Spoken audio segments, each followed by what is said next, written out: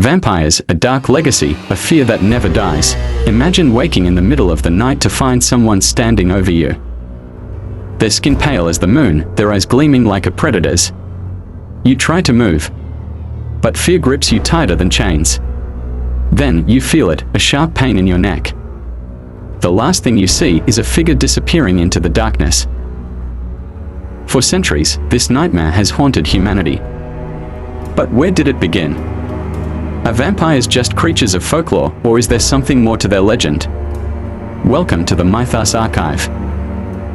Tonight, we uncover the truth behind the vampire myth.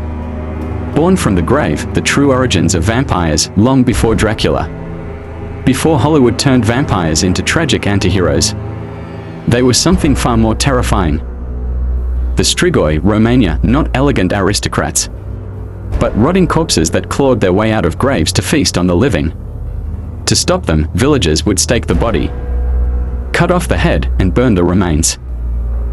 The Jiangshi, China, a terrifying hopping corpse that doesn't drink blood, but steals life energy from its victims.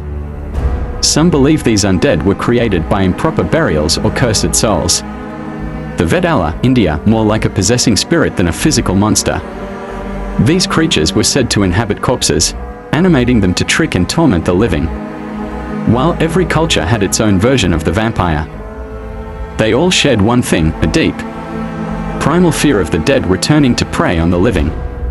The first vampire panicked when legends became reality. In the 1700s, something strange swept across Eastern Europe. Entire villages believed they were being hunted by the undead. Bodies were exhumed, and to the horror of villagers, some looked fresh, with blood on their lips. To stop the creatures, people drove wooden stakes through their hearts, cut off their heads, and burned their corpses. Historical records show that even government officials believed in the threat. Austrian soldiers in 1755 reported cases of exhumed bodies with vampire-like signs. But were these real vampires, or something else?